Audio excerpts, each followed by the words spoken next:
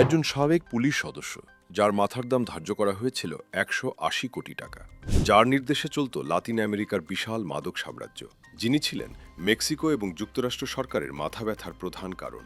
নাম তার নেমেসিও ওসেগুয়েরা সার্ভান্তেস, তবে অপরাধ জগতে পরিচিত ছিলেন এল মেঞ্চো নামে।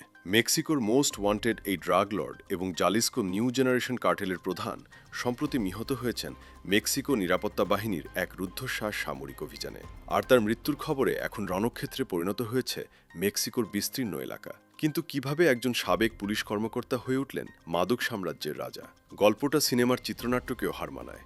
মিচোয়াকান রাজ্যে দারিদ্র্যের মধ্যে জন্ম, অ্যাভোকাডো চাষ করতেন। ভালো জীবনের আশায় ৮০ দশকে অবৈধভাবে পাড়ি জমান যুক্তরাষ্ট্রে। সেখানে মাদক ব্যবসায় জড়িয়ে একাধিকবার জেল খাটেন, পরে ডিপোর্ট হয়ে ফেরেন মেক্সিকোতে। ৯০-এর দশকে যোগ দেন জালিস্কো রাজ্যের স্থানীয় পুলিশে।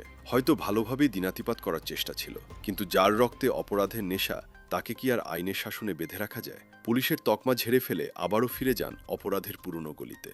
২০০৭ থেকে ২০১০ সালের মধ্যে গড়ে তোলেন জালিস্কো নিউ জেনারেশন কার্টেল বা সিজেএনজি। দ্রুততম সময়ে এই চক্র কোকেন, ম্যাথামফেটামিন আর প্রাণঘাতী ফেন্টানিল পাচারের মাধ্যমে মেক্সিকো ও যুক্তরাষ্ট্রের মাদক বাজারের বড় অংশ দখল করে নেয়। মার্কিন পরিসংখ্যান বলছে ২০২৪-এর অক্টোবর থেকে ২০২৫-এর জুন পর্যন্ত জব্দ হওয়া ফেন্টানিলের ৯৬%ই এসেছে মেক্সিকো সীমান্ত দিয়ে, যার বড় অংশের কারিগর ছিল এই সিজেএনজি। এতটাই বেপরোয়া হয়ে উঠেছিল যে মার্কিন সরকার তাকে ধরতে ঘোষণা করে $১৫ মিলিয়ন বা প্রায় ১৮০ কোটি টাকা পুরস্কার। তবে অবশেষে ২২শে ফেব্রুয়ারি রোববার জালিস্কো রাজ্যের ছোট্ট শহর তাপালপাতে শুরু হয় মেক্সিকান সেনাবাহিনীর বিশেষ অভিযান। যুক্তরাষ্ট্রের গোয়েন্দা সহায়তায় পরিচালিত এই অপারেশনে গুলিবিদ্ধ হন এল মেঞ্চো। হেলিকপ্টারে করে মেক্সিকো সিটি নেওয়ার পথেই মৃত্যু হয় তার।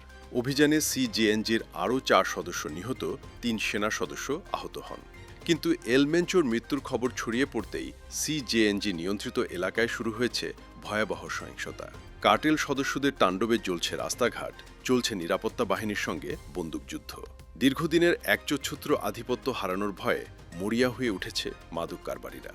পরিস্থিতি এখন কোথায় গিয়ে দাঁড়ায় সেটাই দেখার বিষয়।